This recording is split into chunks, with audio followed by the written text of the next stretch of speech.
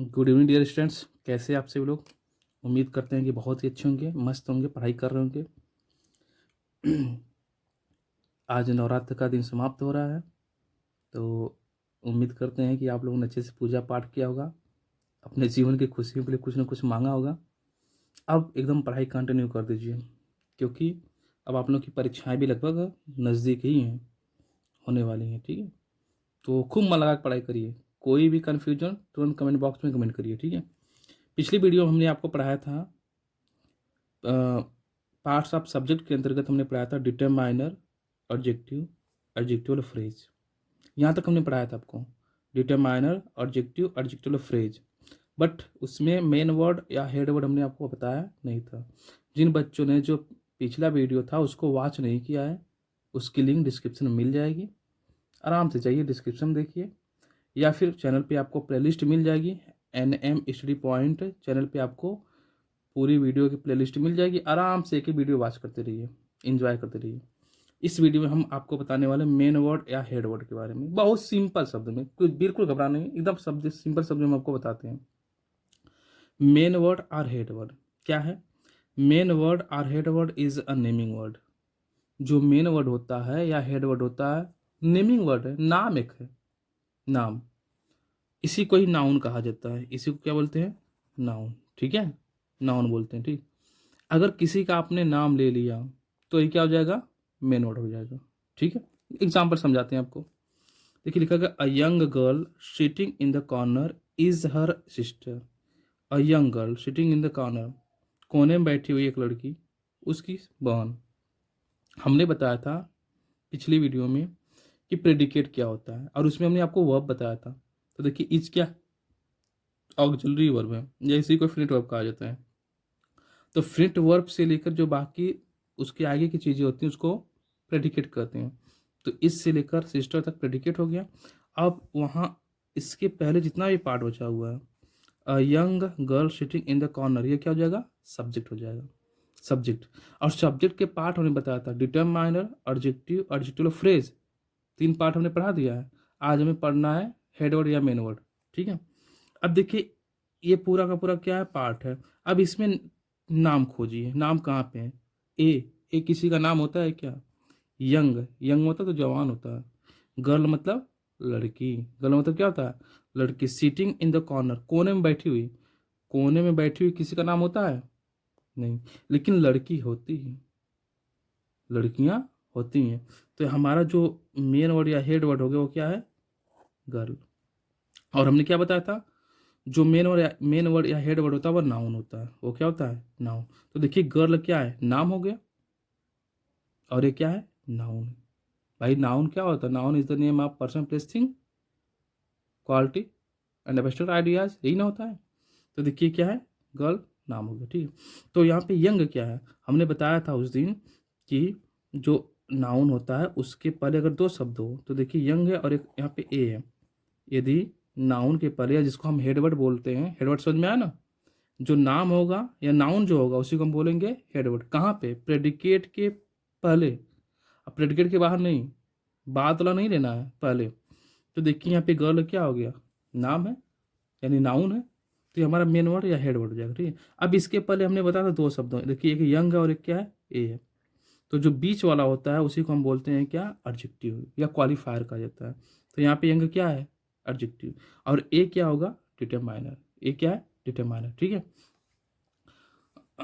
तो हमने आपको बताया था सब्जेक्ट के कितने पार्ट होते हैं। तो 4 पार्ट होते हैं, determiner, adjective, adjective phrase, main word या हेड वर्ड। तो देखिए, इसमें ए क्या होगा? डिटरमाइनर। ए डिटरमाइनर हो गया, ए डिटरमाइनर। एडजेक्टिव क्या है? यंग है। एडजेक्टिव फ्रेज, ये जो सिटिंग इन द कॉर्नर है, ये शब्दों का समूह इस गर्ल के लिए हुआ है, तो एडजेक्टिव फ्रेज। और मेन वर्ड या हेड वर्ड क्या है? तो यहाँ पे गर्ल। तो सब्जेक्ट के कितने पार्ट होते हैं? 4, determiner, adjective, adjective phrase, main word या हेड वर्ड। तो ए हमारा डिटरमाइनर हो गया, यंग एडजेक्टिव हो गया, girl main word head word हो गया, and sitting in the corner क्या हो जाएगा? Adjectival phrase, adjectival phrase. और इज हर सिस्टर क्या हो जाएगा? यह प्रेडिकेट।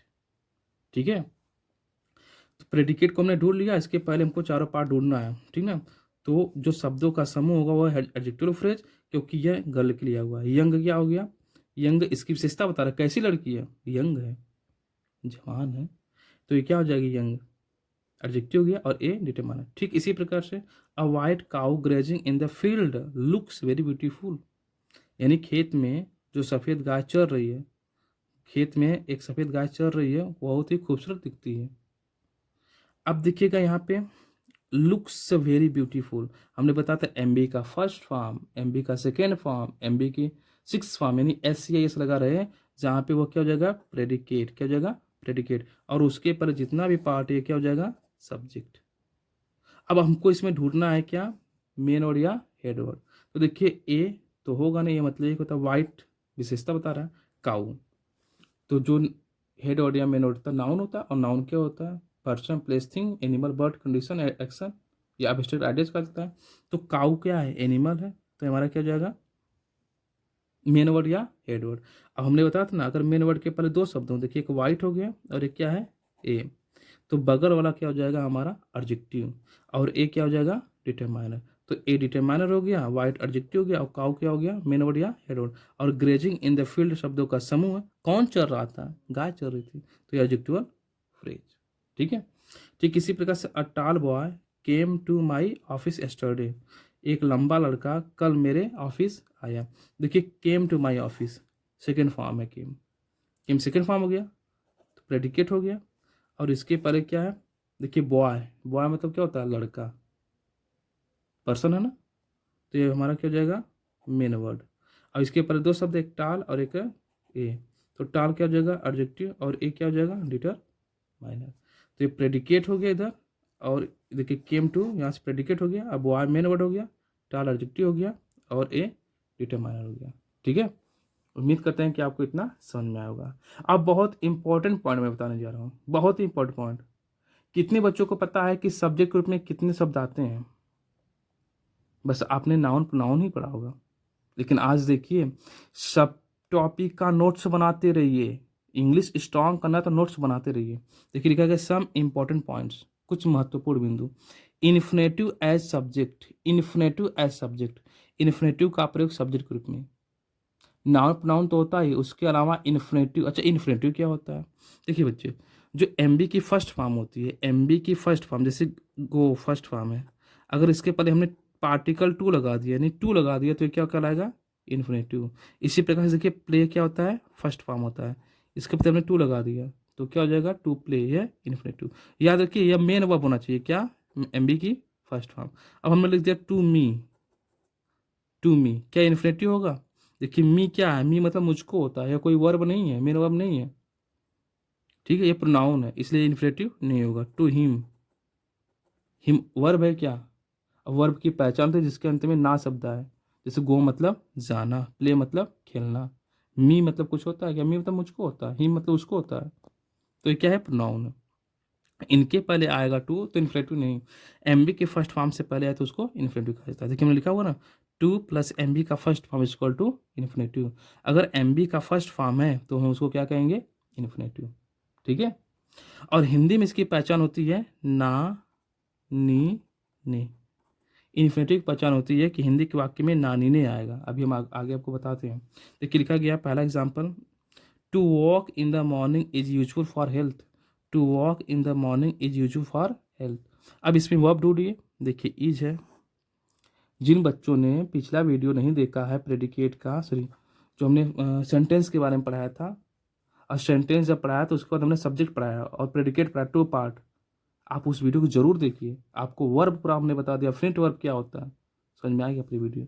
देखिए इज क्या है, फ्रंट वर्ब है, तो इज यूजफुल से लेकर यहाँ तक प्रेडिकेट हो गया, और to walk in the morning ये क्या हो जाएगा, सब्जेक्ट, क्योंकि वर्ब के पहले जो शब्द होता है उसी को हम सब्जेक्ट कहते हैं।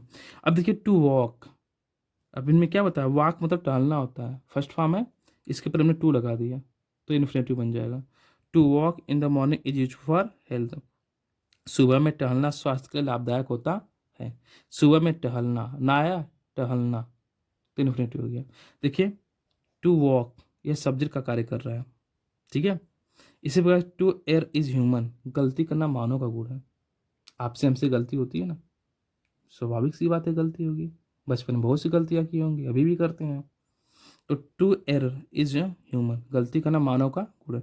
अब देखिए इज ह्यूमन, ये क्या हो गया, प्रेडिकेट, और टू एरर क्या हो गया, इन्फिनेटिव, क्योंकि टू और एरर मतलब गलती करना, यह वर्ब हो गया। तो सब्जेक्ट ग्रुप में यहाँ पे हो गया क्योंकि वर्ब के पहले। To drink wine too much is useful for health, sorry harmful for health मैं भी यूजफुल बोल रहा हूँ, harmful for health. To drink wine too much, अब देखिए इज क्या है, वर्ब हो गया, तो यहाँ से एक प्रेडिकेट हो गया। और to drink wine too much, अरे शराब पीना, ज़्यादा पियेंगे क्या होगा, कुछ नहीं होगा, तंदुरुस्त होंगे, तंदुरुस्त होंगे, बड़ी मार मारेंगे, दूर रहना इससे। तो to drink wine too much, शराब मतलब अधिक शराब पीना। अब देखिए टू ड्रिंक, ये क्या हो गया, to drink, drink first form है वो एमबी का, मेरे वर्ब का फर्स्ट फॉर्म है, टू आ गया, इन्फिनेटिव हो गया। और इज वर्ब है, इसके पहले आ रहा है, तो क्या हो जाएगा, सब्जेक्ट। तो इन्फिनेटिव जो होता है उसका प्रयोग सब्जेक्ट के रूप में होता है। ठीक है, नेक्स्ट देखिए, जीरंड एज सब्जेक्ट, जो जीरंड होता है वह सब्जेक्ट के रूप में प्रयोग होता है। अब सवाल उठा भैया जीरंड क्या होता है, इन्फिनेटिव तो समझ में आ गया, अब जीरंड क्या होता है। अरे क्या होता है सब समझ में आएगा, बस ध्यान से पढ़ते रहिए, मन लगा के पढ़ते रहिए। आजकल कहीं और मन लग रहा है आपका, किताब में मन लगाइए, नोट्स पे मन लगाइए। तो जीरंड का प्रयोग सब्जेक्ट के रूप में होता है। देखिए जीरंड क्या होता है, ध्यान से देखिए, जब एमबी की फर्स्ट फॉर्म में आईएनजी लगा दें, एमबी की फर्स्ट फॉर्म में आईएनजी लगा दें और वह नाउन का कार्य करें, किसका, नाउन का, तो उसको हम जीरंड कहते हैं। क्योंकि एमबी की फर्स्ट फॉर्म में आईएनजी लगाने से पार्टिसिपल भी बनता है, क्या बनता है, पार्टिसिपल, कौन सा, प्रेजेंट पार्टिसिपल बनता है। ठीक है, पी फॉर प्रेजेंट पार्टिसिपल बनता है। हम इसके लिए अलग से वीडियो बनाएंगे जीरंड और पार्टिसिपल के ऊपर, घबराइए नहीं, ठीक है, डिटेल में पढ़ाऊंगा आपको। बस इतना ध्यान दीजिए, जब एमबी की फर्स्ट फॉर्म में हम आईएनजी लगाएंगे और वह नाउन का कार्य करें, किसका, नाउन का, तो उसको हम कहते हैं जीरंड। जैसे एग्जांपल्स देखिए, हाँ, और जीरंड का हिंदी में क्या पहचान, तो हमने इंग्लिश में बताया कि एमबी की फर्स्ट फॉर्म में आईएनजी लग जाएगा तो जीरंड हो जाएगा, जो नाउन का कार्य करे। और हिंदी में भी इसकी पहचान है ना, नी, ने, यानी वर्ब की जो वर्ब होगी, वर्ब में नानी ने शब्द जुड़ा होगा। जैसे इन्फिनेटिव का था, देखिएगा, चोरी करना पाप है, चोरी करना पाप है, कितने लोगों को लगता है, माता पिता से मत चोरी करिएगा, नहीं तो कई गुना उसका भरना पड़ेगा। चोरी करना पाप है। अब देखिए चोरी करना, ये क्या हो गया, जीरंड, पाप है। Telling a lie is sin, telling a lie is sin, देखिए इज सिन, ये प्रेडिकेट हो गया। फिर टेलिंग अ लाई, तो चूंकि सब्जेक्ट, सॉरी वो इज वर्ब है, वर्ब के पहले सब आया तो सब्जेक्ट हो गया। टेलिंग क्या है, आईएनजी जुड़ा हुआ, तो जब आईएनजी जुड़ेगा तो जीरंड, तो जीरंड का प्रयोग सब्जेक्ट के रूप में है। नेक्स्ट है, किसी को धोखा देना गलत है, किसी को धोखा देना गलत है, फिर भी लोग दे ही देते हैं। Cheating anyone is wrong, cheating anyone is wrong, देखिए इज है, इज रॉन्ग प्रेडिकेट हो गया, इसके पहले सब सब्जेक्ट है। चीटिंग, चीट में आईएनजी लग गया तो जीरंड हो गया, सब्जेक्ट ग्रुप में आ गया। जीवन जीना एक कला है, जीवन जीना एक, living life is an art, living life is an art, is an art predicate हो गया, और लिविंग लाइफ क्या हो गया, सब्जेक्ट है, और इसमें लिविंग क्या है, जीरंड हो गया। तो जीरंड का भी प्रयोग सब्जेक्ट के रूप में होता है। नेक्स्ट देखिए, इट एज सब्जेक्ट, इट का प्रयोग सब्जेक्ट के रूप में होता है, जो इट होता है इट का भी प्रयोग सब्जेक्ट के रूप में होता है। ठीक है, और चूंकि इट हो गया, देयर हो गया, जीरंड हो गया, इन्फिनेटिव हो गया, सबका प्रयोग सब्जेक्ट ग्रुप में होता है। अब इनको आप डिटेल में हिंदी में पढ़ेंगे, हिंदी का ट्रांसलेशन जब मैं पढ़ाऊंगा तो उसमें बहुत जल्द पढ़ाने वाला हूँ। अभी तो हम आपको बता रहे हैं सब्जेक्ट ग्रुप में क्या क्या आता है। ठीक है, तो देखिए इट का प्रयोग सब्जेक्ट ग्रुप में होता है। जैसे लिखा गया एग्जाम्पल, हवा के बिना जीना असंभव है, कितने लोग हैं जो हवा के बिना जीना जी लेंगे, पॉसिबल ही नहीं है, हवा के बिना जीना असंभव है। It is impossible to live without air, it is impossible to live without air, देखिए इज वर्ब हो गया, तो यहाँ से लेके पूरा प्रेडिकेट, क्या है प्रेडिकेट, और इट क्या है, सब्जेक्ट। जीवन साथी के बिना जीना कठिन है, कितने लोग हैं जो बिना जीवन साथी के जीते हैं, अरे अभी सिंगल लोग भी जीवन साथी बनाए हुए हैं, बड़ी मार खाओगे, दूर हो जाओ, ये लोग कभी काम नहीं आते। तो जीवन साथी के बिना जीना कठिन है। हम कब की बात कर रहे हैं? जब बड़े हो जाएंगे, जब शादी वादी घर वाले करेंगे, अपने मन से नहीं। बहुत गलत होता है, बहुत मार खाएंगे। इन सब चीज़ें बहुत दूर आ करिए। जीवन साथी के बिना जीवन कठिन होता है। तो लिखा गया it is difficult to live without a life partner. It is difficult, it is difficult to live without life partner. ठीक है, देखिए इज डिफिकल्ट से लेकर यहाँ तक क्या हो जाएगा? प्रेडिकेट, और इट क्या है? सब्जेक्ट। ठीक है, नेक्स्ट देखिए देयर एज सब्जेक्ट। देयर का प्रयोग भी क्या होता है? सब्जेक्ट के रूप में होता है। जैसे पत्नी बिना जीवन नहीं। अब जिनकी है वही जानते हैं कैसी है। पत्नी बिना जीवन नहीं, वो सुना, आपने सुना ही होगा ना, बता दे रहा हूँ, सुन लीजिए। वैसे लोग कह रहे हैं जीवन नहीं, फिर भी होता है। जय जय जय पति महारानी, तोहरी विपदा क्यों न जानी, तोके रखी त झेली सदमा, तोके छोड़ी त लड़ी मुकदमा। शादी के बिना भी लोग परेशान है, करके भी परेशान है। ठीक है, अब हम आप कह भी नहीं सकते हैं, मना भी नहीं कर सकते हैं। अब आप ही लोग जानिएगा। खैर पढ़ लीजिए, अभी पढ़ लेंगे तो सुंदर बीवी मिल जाएगी। पत्नी बिना जीवन नहीं है। There is no life without wife. There is no life without a wife. तो देखिए इज नो लाइफ से लेकर यहाँ तक प्रेडिकेट हो गया, और देयर क्या है? सब्जेक्ट। फिर उसके बाद जीवन में बहुत गम है। किसके पास नहीं है? सब तो गमे में जी रहे हैं। ठीक है, तो जीवन में बहुत गम है। There is too much pain in life. तो देखिए इज टू मच क्या हो गया? प्रेडिकेट हो गया, और देयर क्या हो गया? सब्जेक्ट। तो आज हमने सीखा सब्जेक्ट के कितने पार्ट्स होते हैं, और उन पार्ट्स को भी देख लिया। Determiner, adjective, adjective phrase, main word या हेड वर्ड, और खासतौर से हमने इस वीडियो में मेन वर्ड या हेड वर्ड सीखा। और सब्जेक्ट के रूप में और भी अन्य क्या क्या शब्द प्रयोग होते हैं, तो हमने सब बता दिया। ठीक है बच्चे, ध्यान से पढ़िए। Thank you so much and have a nice day.